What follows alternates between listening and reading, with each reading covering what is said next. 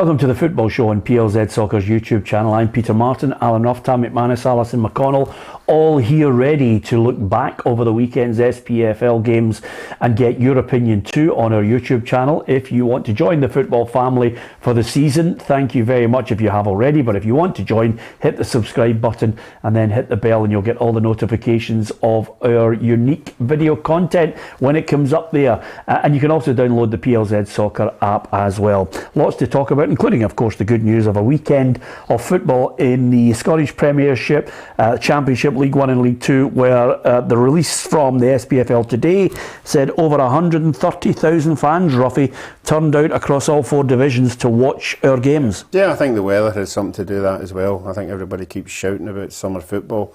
When the sun's shining, you tend to want to go out with your pals and get the game, and I think every game that I saw looked very, very healthy in the stadium.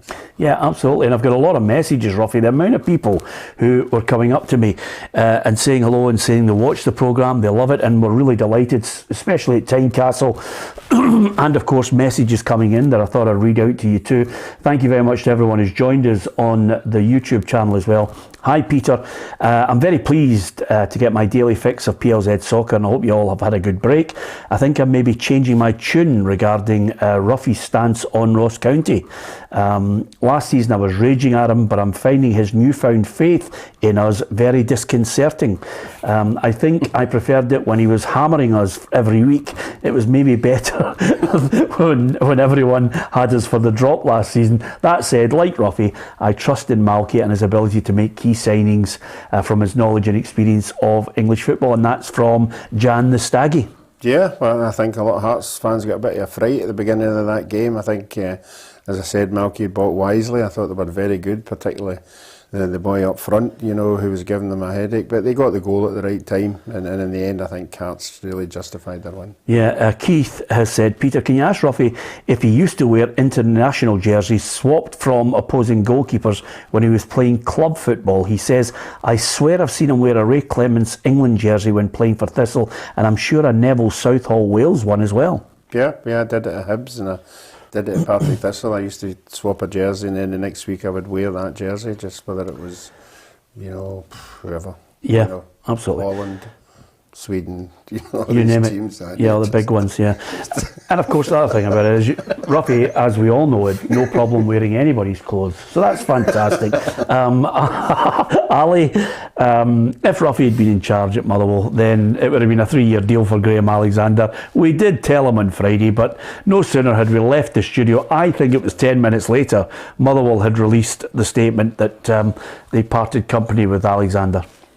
I think when we saw the press conference had been cancelled on Friday, I think immediately you start to think that there's an announcement coming or there's something imminent. I can't say I was overly surprised when the news broke just after we'd finished discussing it on Friday evening. I think it was increasingly inevitable as the day had gone on. Yeah, absolutely. We'll discuss Motherwell and their performance against St Mirren, but over and above that, let's discuss what happened when Celtic unfurled the championship flag. Yesterday they decided to give the honour to Callum McGregor. He unfurled the flag, and as you can see there's a tifo, Ruffy. I thought I'd enlighten you of what a tifo is, and there it is there, every Celtic fan getting involved, holding up the cards and making this unbelievable display as Celtic lifted the title, celebrated it and put the flag up. Yeah, I think you have to congratulate Celtic and the supporters for doing that. I mean, Rangers have done it as well, but that exhibition at the weekend was absolutely superb. It just shows you, you know, how much the fans buy into their team, particularly when they win things, and that was an absolute spectacle. If you were an Aberdeen player having to stand there and watch all that going on and the flag going up, and I think you'd be going, oh, what's going to happen here? But it must have been amazing for the Celtic players themselves to stand there and see the celebration, and it was well thought out. Every stand had a different message. Yeah, absolutely. Okay, to the game itself, Celtic with Stephen Welsh scoring early from a set piece, which I'm sure will be a massive confidence boost to him, Tam. Some people might have thought they'd have been looking to offload him, but the young man, I think, has got a lot to improve on, and Ange clearly sees he's got that potential. Yeah, I think there was a lot of rumours surrounding him during the season, a close season there, teams in Italy, you know, possibly wanting him, and there was some big money getting thrown about. So I think Ange likes him. I think he trusts him, and he's probably had other options that he could have played at the weekend, but he put him in, and as I say, couple of minutes into the game, getting the opening goal for Celtic, settles everyone down, gets them going again. And listen, he didn't really put a foot wrong all day. Played really well, so he'll be looking to stay in the team. Competition for places at Celtic this year will be fierce. But all you can do is keep clean sheets and score goals as a defender, and you'll keep yourself in the team. Yeah, absolutely. He managed to get up above 3 Aberdeen players. The pick of the bunch, though, had to be Jota's goal. It was an absolute screamer into the roof of the net, and certainly he's endeared himself to the Celtic fans. I think he's one of their heroes, and he's, I think, adopting some of the Glaswegian accent as well in some of his press conferences. But nevertheless, this is what Ange Postecoglou had to say about his overall performance. There's no doubt the boy's got, he's got talent. He's determined to be the best footballer he can be. But he was kind of one of the main culprits in the first half. That last 15 minutes, he wasteful with the ball and gave away possession when he didn't have to. And they're the kind of things we've got to make sure we keep these guys on track and not let them sort of, get off the things we want them to do, so that they can be the best they can possibly be. Yeah, okay, scores a wonder goal, but the manager's not happy with him giving the ball away. I think it's maybe just an indication of the standard that he expects. I think he's set a fairly high bar at Celtic. I think you know that from the comments that he's made about how he wants them to train, how he wants them to play, the relentlessness that I think he wants them to exhibit in games. And I think also a profligacy in front of goal can cost you when it's only 1-0. I think if a team pegs you back, it can be difficult to find your fluency again, to find your momentum.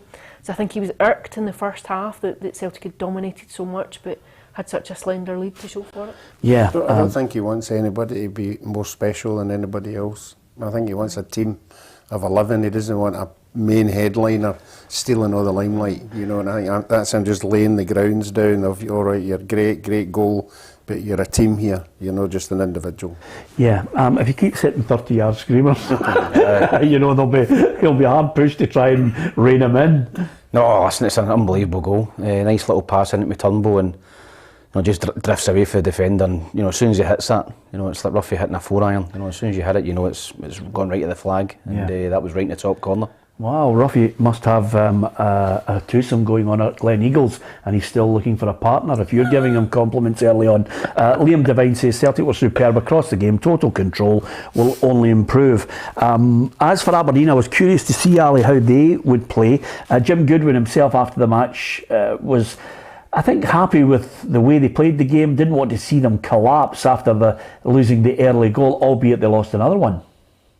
It's a bit of a baptism of fire for the new players that are in the squad, and plenty of the boys in the starting 11 hadn't experienced an atmosphere like that before. I don't think it was a case of us going under and being rattled by that. In fairness to the players, they still tried to play out from the back, albeit at times maybe not quite as well as what we're capable of.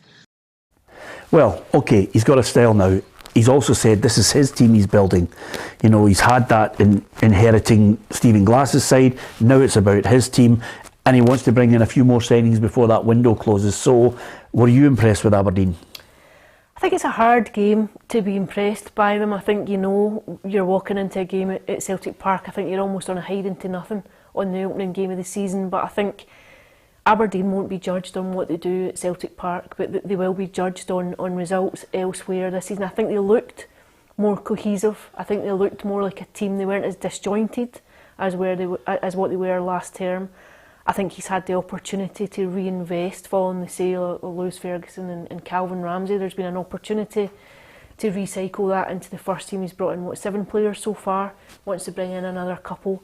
I think you'll see a very different Aberdeen from what he did last term, and I think it's only fair that he's judged on this season rather than the tail end of last season. Yeah, absolutely. Okay, that was Celtic against Aberdeen with a good 2-0 win for Ange Postecoglou. Give us your thoughts on the game. If you're an Aberdeen fan, give us your thoughts on the performance overall of the team, or indeed individuals. And I wonder how many signings you think Jim Goodwin needs before that window closes. It'll be interesting to see how many more players he recruits. Livingston 1, Rangers 2. I know you love I know you love your stats on possession, Ruffy, but goals count. Yeah. The boy Nubley looks as if he's going to be a handful for everybody this season. Yeah. I obviously witnessed it last year with Broth. He was a handful for us. We just couldn't control him at all. And I knew when he went back to Livingston, he was going to be a big player. If they played him as a sort of a 9 last year, he never played that way. He always sort of wandered about. So it'll be interesting if they think he is going to be the number 9, because the boy Bruce Anderson's there. But no, he was certainly a handful, and he certainly gave Suter a sort of a torrid time, when he's in his first game. But when you go 1-0 up, you need that second one. You need the second, because Rangers are going to come at you, and you have to say that the goals were good. And again, Tavernier with the free kick. I thought the goalkeeper could have done better at the free kick. Yeah, I thought the wall was all over the place, and there's only one place that could have put it, and he wasn't there. Yeah, I'm glad you said that, Ruffy. I'll touch on that in a minute and come back to you on that. But I want to defend John Suter, because if you're going to make your debut in the Scottish Premiership with Rangers, it's been a long wait for him to pull on that Rangers jersey. You'd hate to be making your debut on that pitch. And he got a bit of stick from some of the Rangers fans, the manner of the goal that was lost, and certainly at half time, I don't think the Rangers fans were too happy with the fact that they were a goal down.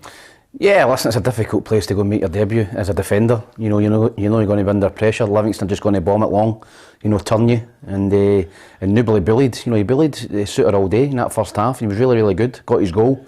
I think he might bully a few defenders. I think he will. I seen him against Hibs last season as well. I quite liked him as well. I think he's not just a bit. He can move he can shift. He's got decent pace for a big guy. So good feet. So I think he's a good player, but.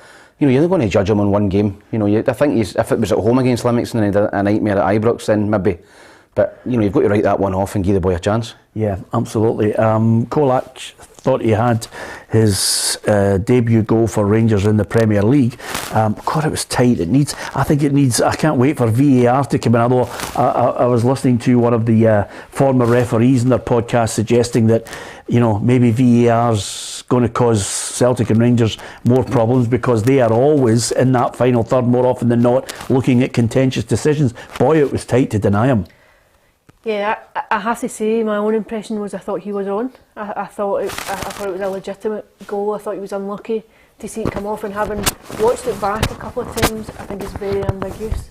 And it's funny, you're talking about VAR, but I've watched it 3 or 4 times and still I'm not entirely convinced either way. It's the same at Kilmarnock. Kilmarnock had one that came off, that Ollie Shaw hit an effort that came off the underside of the crossbar and bounced down. I've seen that back, and I'm still not entirely sure either. I think sometimes it might depend on the angle of your camera and the angle with which you're viewing it, but I think on another day that would have been given.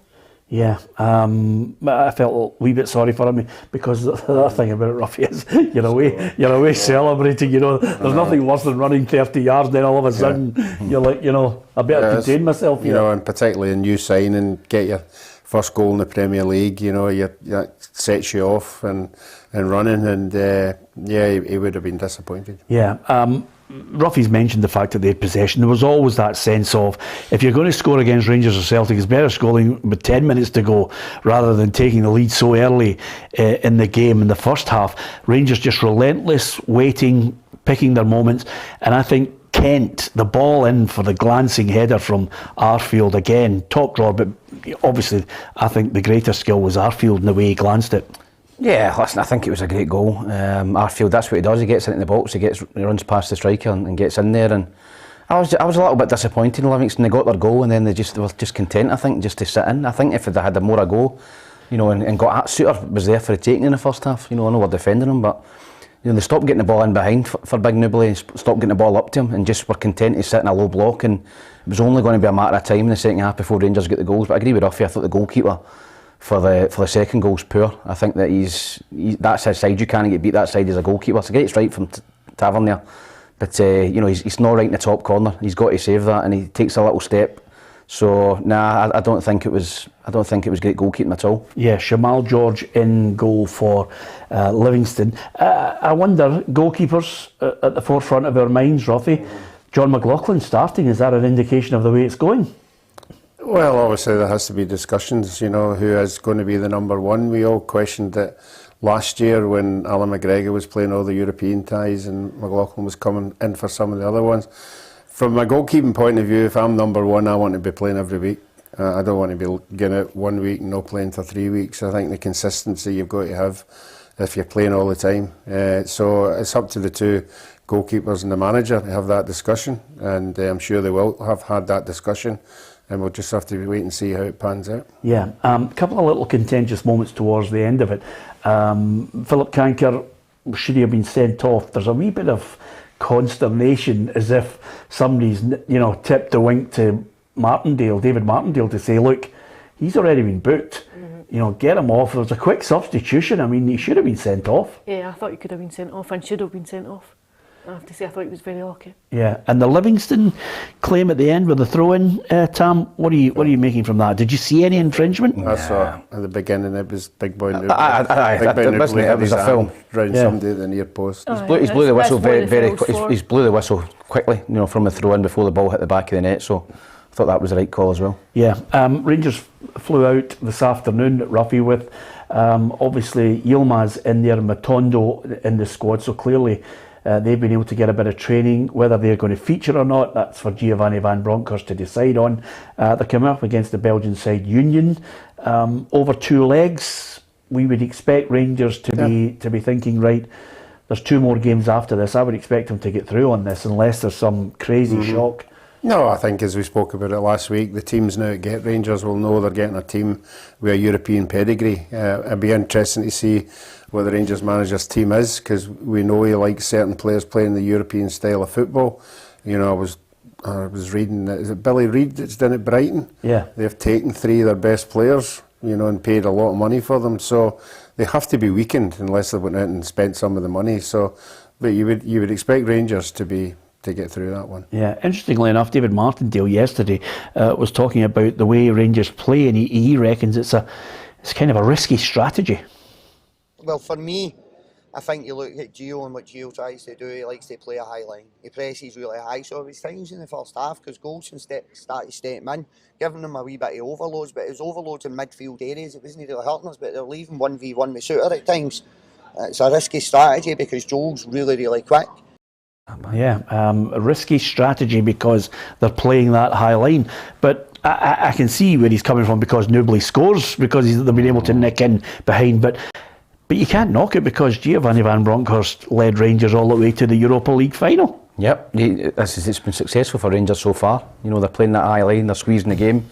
There's no gaps between the midfield, and the strikers and defence, and that, it's a front foot strategy where you go and try and get after teams. It's a positive strategy, and until that becomes unstuck by a team who figure it out and maybe put 2 or 3 past Rangers, then he's just going to keep playing the same way. Yeah, absolutely. I think they'll get. I have a feeling that Rangers and Celtic this year it's going to be tight, but I have a feeling that they could get to the group stage as well, which would be massive for our country if both of them were in the group stages, Ali. Yeah, we spoke about this on Friday. I think they will get to the group stage. I certainly think. I know obviously you're qualifying it just now because you don't know what the playoff may be, but I think they should get beyond Union, and then it's a question of using all the experience that we've gained over a very solid 2-3 seasons in the Europa League and harnessing that to get into the group stages of the Champions League. I think what you'll find is that there are very few teams who fancy playing Rangers in the Champions League qualifiers. I think their reputation now over recent seasons will go before them. Yeah, okay. Now we're going to switch our attention to Tynecastle Park, where I bumped into Lynn Aoki, who obviously chats with Tam Cowan as well, but she says it was lovely to bump into you outside Tynecastle on Saturday. Peter, I love watching the show on YouTube, and it's good to have it back. Just remember though, there are more than 2 teams in Scottish football. I think she's talking about you, Ruffy, because obviously I go to games out with Celtic and Rangers. Hopefully you'll give a mention to Drew Busby on Monday's programme. Just thinking that Ruffy must have played against Drew.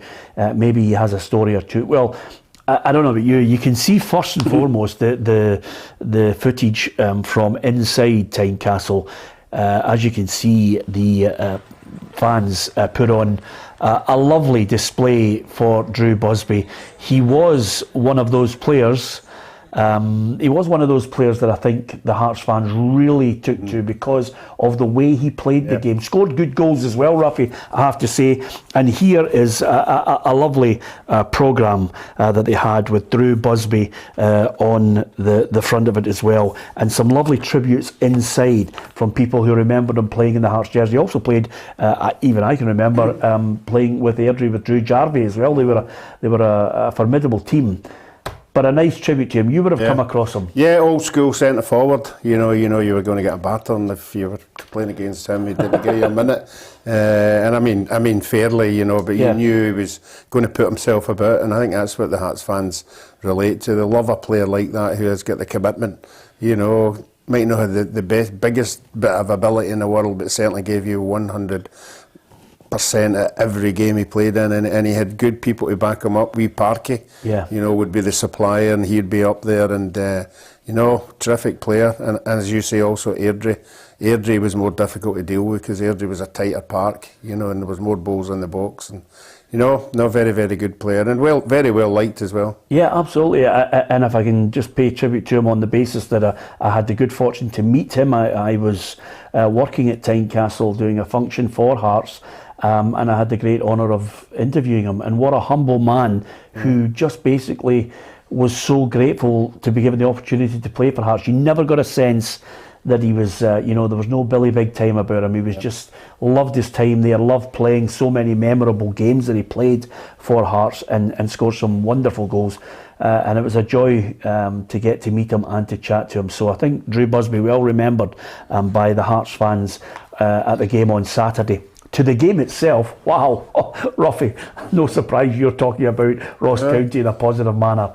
They could have been 4-0 up in the first half. They played Hearts off the park, and they've got 3 or 4 really special players there that'll see them okay, I think. Yeah, well, they had 2 special players last year who entertained us right through the season. If these 2 come up with the goods, particularly in the first half, you were right. I think Hearts just got caught. They thought, all right, Tynecastle, nobody likes coming here. But Malky got them set up, just forget where you are and forget about everybody talking about this is a hard place to come to. Just go out and enjoy yourself, and that's what they certainly did. But obviously, once they lost the first goal, it was a wee bit of an uphill battle after that. Yeah, Awura Edwards was the young player that really impressed me. Number 7, wanted to go past the player, got a trick. He's on loan. He's one of those players that Malky has been scouting about. And I think he's got a settled scouting network now with one individual who basically works and says to him, look, I've been around these games. This is a good player we can get on loan, or this is one that maybe be worth buying. But honestly, Ali, I was so impressed with the front line and the way they went about it. I like Callaghan anyway from Hamilton Accies. They were good to watch. Good football. I've seen them a few times actually in the Premier Sports ties, and I was quite impressed by them. I don't think they'll be anywhere near the relegation spots this season. I think they'll have a very comfortable campaign, and in actual fact I think they'll really be vying for a top 6 place. Yeah, I actually think they'll be pushing for European football, Tam. I mean, I know that sounds a bit over the top with regards to the first game of the season, but the way they went about their business, the way they played the game, and remember he's got 2 or 3 other players that I've spoken to their backroom team about, 2 or 3 other players still to come off the bench to get up to speed that he's managed to get into the club. Obviously we know Hungbo and Regan Cook were a handful last season, but I think he's looking and saying to himself, listen, I can take it a wee step further here. Yeah, I think it's football is all about contacts and who you know, and Malky knows everyone. Malky knows everyone, particularly down south. And they've got a programme, they've got a leaflet that they send out every club as well, highlighting, how they see this player, fitting into the structure at Ross County, how they're going to look after him. So there's a really, really organised setup. He's attracting really good young players up to Ross County as well. Dingwall, can't be easy. Young players at big clubs in England coming away with Dingwall. He's given them a platform to go and show what they can do. And I've seen the highlights again, and the lad you mentioned there, the cut inside, that would have been a great goal. I think he gave Michael Smith a bit of a down in the first half, and Ross County were disappointed that they lost the game. And if Hearts are the benchmark, which they are, finishing 3rd, and Ross County went there and played them off the park in the first half, then they could be up there as well. Yeah, no surprise, Malky, when we all were impressed, all the journals were in there asking him about the game and impressed with the way his team played. He only had one message about their ambitions first and foremost.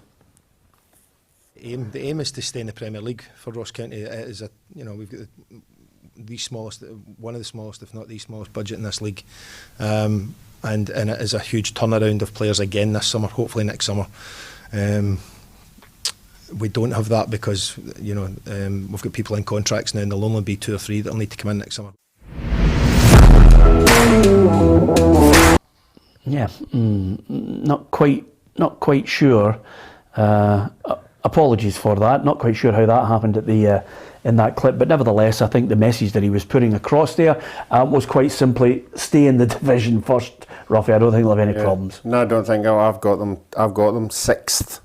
I think they're good enough to be behind the big teams. I think I've got them in 6th place. Yeah. And I think, as we all know, going up to Dingwall is always a hard place to go, particularly when the winter comes. Teams find it very difficult, and I include Rangers and Celtic in that as well. So if they keep improving the way they are with the players that he's got, and we know Roy, they'll bring in more. In January, it's just part and parcel of what they are, and if they keep bringing that kind of quality in, I'm sure they'll be there. Yeah. Now that said, Ali, full marks to Robbie Neilson, because he realised they were on the back foot for the majority of that first 45 minutes. So he made little tactical changes, and then obviously gave the message to his players: listen, get in their faces, start to impose yourself. We're at home. And then slowly but surely, a player that I think is going to be superb for them, Alan Forrest, just started to show those little intricate skills, linked up with Cochrane, got his goal, his first Premier League goal for Hearts. And then from there, they went on to win the match by taking the chances. I think it's a bit similar to Livingston against Rangers. When you're on top, when you're at a ground like that, or against an opponent like that, I think you have to take your chances. I think the longer the game goes on, the more you expect some kind of reaction. I would agree with you. I think Alan Forrest was a very astute signing this summer. I think he'll do well at Hearts. I think you'll see him in among not just the goals, but in among the assists as well. And I think once it goes to level terms and you're at Tynecastle, you've got the support of the home crowd, the opening day of the season, I think you anticipate it going one way. Yeah, and even the manager, Robbie Neilson, well impressed and thinks there's more to come from Alan Forrest. Actually, I like his pathway, Alan. I think he's the type of player that Hearts should be bringing in. It's what we're trying to do as well. Went to United, did really, really well. Took a step up to Livingston, did really, really well. Now he's coming into Hearts, and you can see that he's got the quality to go to the next level again, I think. He reckons he can go to another level again, Yeah, I think he can. I've always liked him. Obviously, he's always going to be compared to his brother, James, but he came through the Heart, done well at Ayr United under Ian McCall, and got his move to Livingston. He was excellent for Livingston in the Premier League the last couple of seasons, and he's earned a big move. And as I said, he's a talented player. He gets goals. Drifts in from a wide area. You've seen his goal at the weekend there. Gets himself in the 6-yard box, tucks it away. So I think he's a player that can get Hearts 10 or 15 goals this season. Yeah, they're really looking forward to the derby. I think they've got a wee bit, they've got the bit between their teeth. I think they go into it. I still think they'll get into this one favourites, because there's a wee bit to come from Hibs, Tam, Yeah, there is. I think that Hearts have got a settled squad. They've bought in Shankland and Forrest, two big signings in the league. Hibs, on the other hand, have brought in a lot of unknown quantities. So I think you're going to get a bit of a dolly mixture with Hibs this season. You're going to get some games where they look really good, and other games will disappoint you. Great result at the weekend, to go up to St Johnstone and get 3 points. It just takes the pressure off the manager a little bit, because the Premier Sports Cup was no good enough. For Hibs, there's only 2 cups that they can win, in this season, and they're out one of them. So that was disappointing. But to go up there, and by all accounts, seen the highlights, played really well, deserved to win. Yeah, I thought the red card was harsh on Murray Davidson. Did you not? Yep, it's very harsh. There's never a red card for me. I thought, if I'm being, honest, I thought the Hibs tackle was worse. Yeah, Cabraja, sorry.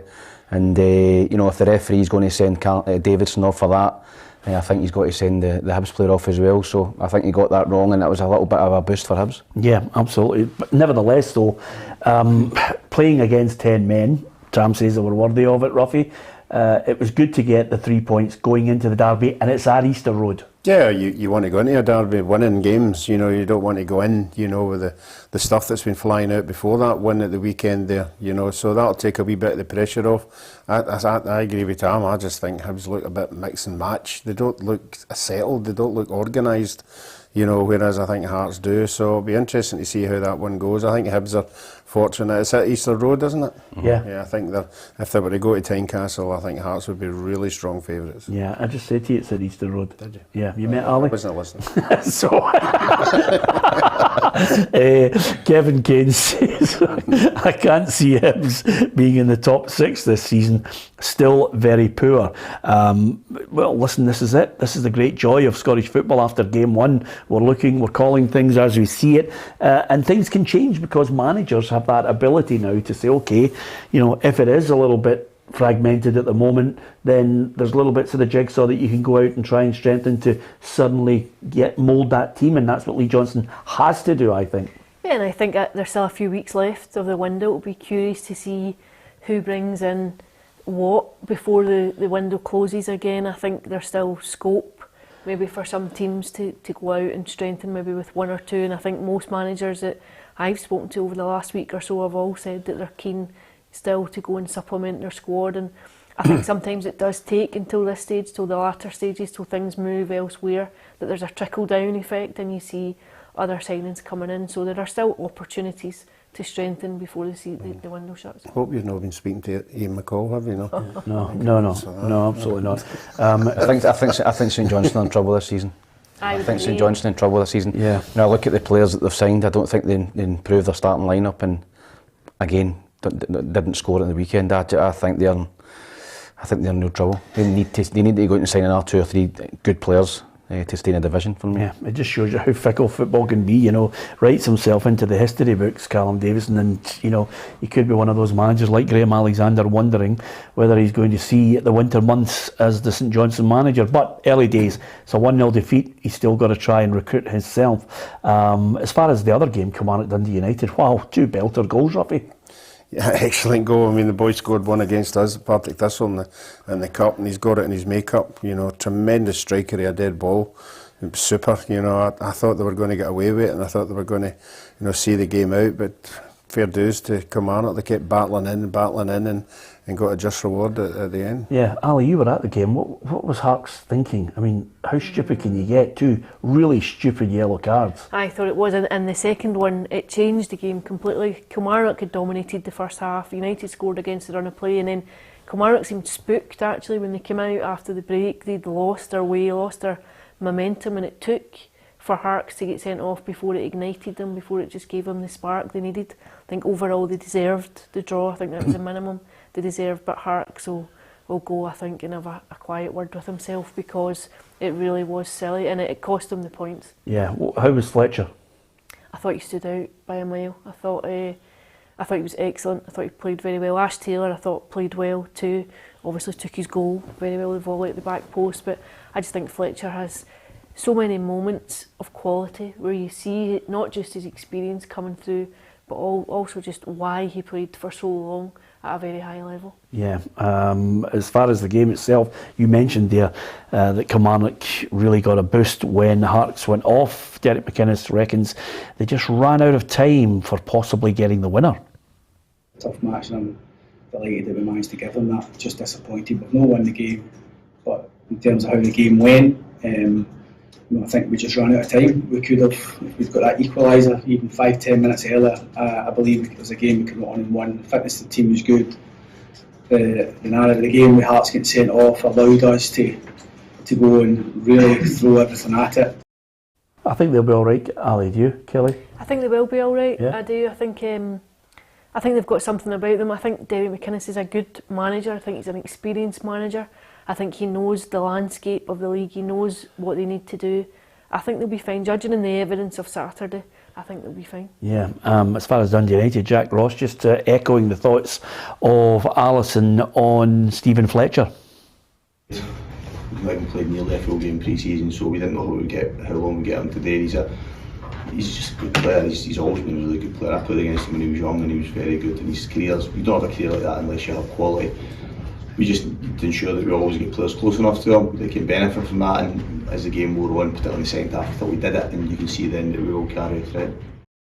Yeah, good compliments for Stephen Fletcher, and of course Ali shout reporting as well. Ruffy now, there'll be pieces to camera, the whole thing. It's all there. This is a girl who's just not one-dimensional. You know, it's great. This is the stuff. It's great. She's out there now, and people can see her. Any chance you can give her a compliment? You know, from time to time? no, of course. Just needs to straighten the picture a little bit. Well, sort my neck was a wee bit out there. Two of them are rats. That's all I can tell you. Two of them are rats. Anyway, apart from anything else, yep, Ali and a number of people who don't play other sports will be available to go out and report at games for us. Well done, Ali. You know exactly what commitment is, and a hard grafter as well. Anyway, apart from that, 1-1, couldn't separate them. St Mirren against Motherwell. Okay, Ruffy. Yeah. They were managerless. They had the caretaker and Stephen Hamill, and he did the job. He didn't want to overcomplicate it, he said, you know, flooding their mind full of nonsense. Just get out there and try and get the job done, and they got the win over St Mirren. Yeah, they did. First of all, I thought the board acted very quickly. I thought if they waited 2 days, they'd get a win, and the manager might still been in the job. Yeah. no. That's the way football works. Yeah, I think sometimes you get that kick though, don't you? Yeah, but the goalkeeper was fantastic. Liam Kelly. Oh dear, what about the save? I know. By the way, what about his left-hand save, Ruffy? For the header, the first one, the very first one. No, the one he gets down to his left. He flicks it. I mean, that's Gordon Banks. Yeah, but I thought the first one was better. Yeah, he's going away. I thought the first one he's was going better away, and he's moved managed to get his hand. He's not the biggest goalkeeper in the world either, but agility-wise, he's just got what Alan McGregor's got. He makes these big saves, and again, he made the big saves, and they won them the game. Yeah, absolutely. Was it a penalty? Yeah, I think it's difficult to tell. I think because his hand was. His hand went like that. I thought it was a penalty. I thought it was a penalty, aye, but the rules are it's a penalty kick, and he tucked it away. But St Mirren will be kicking themselves. I mean, they missed a lot of chances. You know, again, that's a team like St Johnstone. For me, they need to find a striker. They need to find somebody, a number 9 that's going to get you even 10 to 15 goals, because I don't see it in a St Mirren team either. Yeah. I'll tell you one thing that I thought was nasty, and it's not really part of his game that I see. I like Ricky Lamy as a defender. He's not a dirty player. It was. I mean, it could have been that was one of those. That was one of those tackles on Bacchus that usually has a 21-man punch up, because he could have broken his leg. It was naughty. Yeah, I would agree. I thought it was very sinister. Yeah, absolutely. Okay, brevity, no need to expand. There you are, bang. Steve Robinson, no surprise, didn't want to criticise his side, Ruffy, because he gave them everything, just couldn't get the goals, as Tam alluded to. No, they couldn't, and they created chances. I suppose him himself, that's what he'll be saying to himself, but you could hear the boos at the end of the game. He turned that to, they were congratulating, the players for the shift that he put in. I don't know if that was the case. St Mirren don't want another season like they had last year. So, no, he needs to get wins as well, but I'm sure he will. Yeah, John Mulaney says, when are the SPFL going to ban these artificial pitches for clubs in the top flight of Scottish football? We should all be playing on grass parts, not plastic. I think, again, Ali, what did you make of the Kilmarnock pitch? I mean, it does alter, we all know it alters the way you play the game. I can see both sides. I think it would enhance the league if you had a stipulation that you played on grass pitches. I absolutely recognise it. I would tend to agree with it. However, the reality is finances. That's what it comes down to. The maintenance of it, the lack of then the community facility that it presents. I think. Well, Livingston have got an artificial pitch outside their stadium, so I think it's a nonsense. That argument's a nonsense. I think Kilmarnock's surface is better than Livingston's. I think Livingston's is the worst that there is. But I still think ultimately you would want to see grass pitches across the board. Yeah, I mean, I played yesterday in a game out in Airdrie, Tam, and the ball changes. You could hit a 40-yard diagonal. It's been a while since I've hit one, but nevertheless, doesn't matter. You can't hit that on any part. Exactly. It's the type of ball that would hold up. It doesn't bounce naturally. People don't actually. You change the way you would tackle a player as well. Yeah, I don't think there's as many slide tackles if you don't want to rip your leg open after stuff, and if it's your pants stuck to you when you get home at night. But no, I totally agree. I think that. But it's difficult with it. So if a team gets relegated and they go back down and then come back up with an astroturf. They need to rip that up and put a grass park down. It just doesn't make financial sense to do that, but it's not a great look for Scottish football in our top league. Yeah, absolutely. Certainly would like to see it, and I think they should be made to, if you're going into the top flight, should be made to dig it up and get a grass park, because Tynecastle was it was like a bowling green, Ruffy. We've already spoken about Motherwell. Obviously you guys have decided now to put a bit of quality in rather than take money from other clubs and let everybody play on your pitch, but nevertheless. No, our pitch is looking great. Yeah. I think if you did a poll of all the players in the Premier League what they would like to play on, I would like to think there was only one answer, and that would be grass. You know, and I know a lot of people say, oh, the grass is okay, but it doesn't look okay. You know, from a visual, when you see something that looks horrendous. Yeah. You know, but it's probably not as bad as what it looks, sort of a thing, but it just doesn't send out the right image. Yeah, absolutely. Okay, let's have a look at the Premiership table. It's early days, one game. I always think it's, you know, when you have a look at it just to see who's top, who's bottom. I don't think that will worry Aberdeen. I don't think they'll be there too long. And as you can see, Celtic, Hearts, Rangers, all happy. Hibs will be happy, and Motherwell as well. That table's going to change dramatically. We've all given our predictions on these things, Ali, and sometimes you end up with the egg in your face, but it's all guesswork, isn't it? Indeed. Yeah. Who have you gone for relegation? I think St Johnstone. Yeah, I've gone for St Johnstone. What about you? Between Kilmarnock and St Johnstone. Yeah. That's an interesting one from you, Ruffy. St Johnstone, bottom, Celtic win the league. Yeah, I know there was quite a few people actually who were giving us pelters at the weekend, because quite a lot of the panel have opted for Celtic this year. I don't think these same people are giving us the same pelters when we all opted for Rangers last year, but it's selective hearing. But we welcome everybody having a go. Thanks to so many people who are on our feed on YouTube. If you hit the subscribe button, then you'll join our football family. We've got lots of things coming up that I think will excite you and interest you and engage you as well over the forthcoming months. Hopefully you'll stick with us Monday to Friday. There's lots of exciting things that I think you will enjoy, and of course we'll give away quite a lot of prizes as well, so look out for the competitions too. And thanks to so many of you who are trying to make football points, because we always say try and keep it sensible on the feed, and they are doing that, Ruffy. There's lots of sensible people talking about their club. We like a bit of banter as well, don't we? It's early on the season, but I'm sure it'll bite in as the season goes on. Yeah. But I'm sure you'll nip it in the bud. No, I will. Usually do. I will nip it. Oh, I'm sorry for having a moral compass. But over and above that, Ruffy, quite a lot of people obviously feeling as if maybe, you know how sometimes you buy a certain block of DVDs for your kids when you're growing up and you don't throw them out. You've decided to keep the Captain Pugwash DVD and you're wearing the gear today again. What's that all about? This is quality golf stuff. This is a Ralph Lauren top. No, it's not Captain Pugwash. That must be a present. He would have never had one of them. That must be a present. No, as long as the sun's shining out there, me and Tam will be wearing sun-shining equipment. When it gets cold, I'll have the cold gear on. Yeah. Don't know where the cold gear will be, right enough, but it'll be on. And from yourself, Ali, there'll be no shorts this season, will there? Not in any capacity whatsoever. Thanks very much to Scully, who says, I love the show, I never miss it. From Michigan. Oh, there's a place, Ruffy. I don't think we've mentioned Michigan on this show at all. We've had them near and far, and lots of people. Yeah. Australia, New Zealand have been watching, Canada and America as well. They had a big top golf tournament there just recently, Michigan. I think they did. Yeah? Yeah, I think they did. Yeah. I'll tell you where Ruffy. Maybe he can tell us. I'll tell you where I was, Ruffy, that you would have loved, by the way. Torrey Pines. Yes, from young Alan. From your son. I've had a round of golf on that, yes. Oh, have you? Yes, Oh, you must have had a fair kitty to get on that golf course. No, I'm a member. One of the members. Yeah.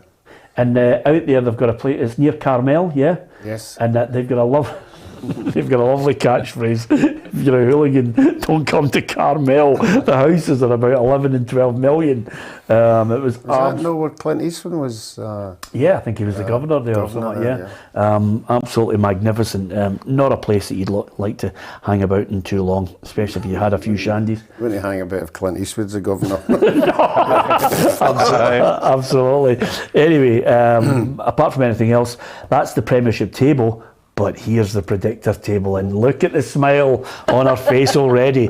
Alison racing out in front. She started the way she finished last season because she's got 19 points. Tam's got 16, Ruffy's got 14, I've got 13, Tam Cowan on 11, and Hugh McDonald on 4, which was abysmal on a weekend where I thought there was a lot of... Did you send Hugh McDonald the right games? Did you send him Rangers v Sunday Rangers v Berwick Rangers? Cove Rangers need big for all draws. Can we do predictions now on our predictor? Who's going to be last? Well, I don't know who's going to be last this year. I think Hugh has just decided that he's going to go as long as possible without predicting Rangers to win a match. But nevertheless, Ali, what a blistering weekend you almost took my record away from me, Ali. One goal away from it. It was fantastic. 19 points, Robbie. He's good going. Oh, it's an early start. Yeah. It's good to get out on the front. But we said that last year. She'd collapse and she never. Yeah, I know. Exactly. She won it by. I think you won it by a point last season, didn't you? Oh, it was more than a point. I can't remember, but I got off to a very slow start last year and finished like a train, so I'm glad I'm off to a positive start. I won it by about 20 points. No, I think I'm just looking to see there's a can of Kestrel round the back there. In the end, it was close, but you won it nevertheless. But that's a good start, Ali. 19 points is good going. So fingers crossed. We'll keep it going. I've got to, before we finish, talk, Ruffy, about the event that was taking place at Wembley, because a lot of people, probably, for fanatical Scots fans, will not be happy with England winning it. From my own point of view, I thoroughly enjoyed the match. I thought in the end England had that little bit extra in extra time to win it. The celebrations were lovely for the girls. Ella Toone scored a brilliant goal. Chloe Kelly, I think, will be forever etched in English football history. And if Bobby Moore has got a statue outside Wembley, then I think Chloe Kelly may well have one for what she achieved in scoring the winning goal for the European Championships for England. Yeah, it was a fantastic night for women's football, and I would think girls' football as well. We keep talking about the spin-off and where it's going to be in the future, and I would like to think that every girl that plays sport or any teams, they get a spin-off from it. But yeah, you could see the celebrations, and us being footballers, there's nothing better than winning a final. It just lives with you forever. And you know the strange thing about it? And I've never won one. Did you look at me for? No, exactly. He was trying to relay to you the feeling. Not even in the BB? No, nothing. Alison, the one thing I did notice about it, and it was something that, listen, you'd love the crossover, but still not lose our intensity. But I thought that the game itself, with the fans that were there, it was very much a family feel about it. Women's football does have that sense of a real family feel. And if you've got almost 90,000 there, I think they all felt safe in the environment, enjoyed the tournament. There was great messages right across the whole tournament. It's a very different vibe. It's a very different atmosphere that you get. I thought the crowd was incredible. I think it's a record for a women's football game in Britain, and I would agree. I think you would hope now that there's a spin-off from it. I think there wasn't a huge surprise for me that England prevailed. We spoke about it last week when you asked me if I thought they would win it. I think what you've seen are the fruits of a decade and more of sustained investment within the game, within the league. I think it was 2012 when the English FA introduced something called centralised contracts, where they paid a relatively small salary, an annual salary. I think it might be up to about 25k. It wasn't even that to start with, 25, 30k a year, to try and keep players within the league, to try and enhance the league, to grow the league, to stop talent going to America and going to Sweden, going to the kind of dominant countries, and really commercially invested in the league to try and bring up the standard. And I think that work will still be ongoing. I think what they'll look now is to try and take some of the audience that were at Wembley into weekly fixtures, into weekly games. Yeah, but the one thing that I think is in it, the element of it, which I think we have to do here as well, Robbie, maybe now that they're under the SPFL's umbrella, is, put that money in, albeit a significantly less than what's available to the English game. But if they do, then you'll get, again, this mushroom effect, because I think a lot of girls in Scotland will be inspired by it. I hope there's a pathway where girls have it in the curriculum at school. And I think people in Wales, girls in Wales, girls in Northern Ireland will look at that and think, well, look what they can achieve. I can be a Chloe Kelly, I can be an Erin Cuthbert. Yeah, it's about progressing year on year, and I think obviously Glasgow City started it up here. They were the front, and then they went into Europe, and then our national team started qualifying for competitions, and more girls were playing the game.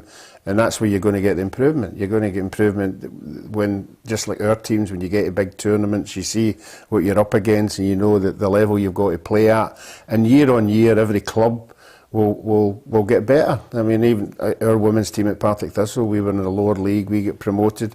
I can see we're getting better and better. I can see the girls coming into our team are getting better and better. Rangers and Celtic are getting better and better. All the teams are improving. And a thing like this, a big team winning a tournament just gives it an extra spin, and you would hope that Scotland get that spin as well. Yeah, absolutely. I mean, the celebrations were unbelievable. I think they were in Trafalgar Square today as well, and it lifts the nation even when we were qualifying for tournaments, it lifts the nation when you get that little bit of success, and it rubs off on people and gives them, listen, I would not be in any way hacked off if my daughter wanted to go and play football. No, absolutely not. I mean, if you're English and you're down here, the English women's have won the Euros, you're absolutely ecstatic. And the celebrations, as you've seen, yesterday and today, were amazing. If you're English, if you're Scottish, maybe not so much. But you've got to tip your hat to them. They deserve to win it. They were the best team in the tournament, and they went and won it, and they'll go down in history now.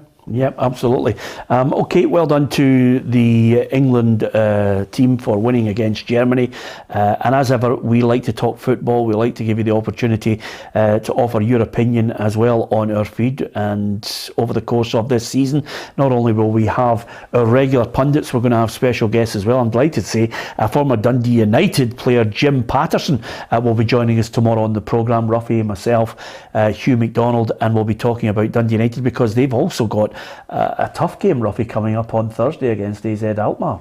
Yeah, they were a force maybe 2 or 3 years ago. They were always round about the quarterfinals of European tournaments, and that'll be a tough one, a really tough one, but we just want to see our teams promoting. Yeah, absolutely. We want to see them get a good positive result, and fingers crossed that Jack Ross can engineer that on Thursday night. I'll be heading to Tannadice. Tannadice is up in Dundee. I was at Dundee at the weekend. I know where it is. Yeah, absolutely. Watch the traffic. Yeah. Roadworks. Yeah. 2.5 hours it took me to get there on Saturday. Oh, did you? Oh, you must have. You got away. In at 4 minutes to 3. You got away early as well, didn't you? Because you never spoke to anybody at the Dundee board. I said to the Dundee chairman, catch you later, it's 3-0.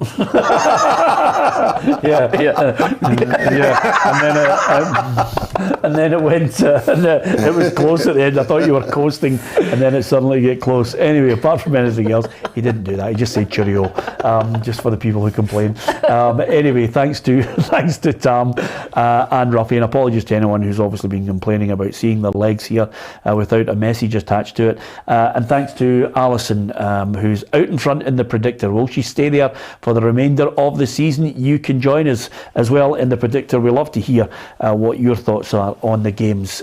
We'll talk in greater detail tomorrow about the Belgian side Union and what they will pose as a threat to Rangers. Fingers crossed Rangers start off their campaign to get to the Champions League group stages with a positive result. We'll get the thoughts of Giovanni Van Bronckhorst as well. From Tam, from Alison, Ruffy and myself, Peter Marston, thank you to you for watching. Don't forget, hit the subscribe button and come and join the football family.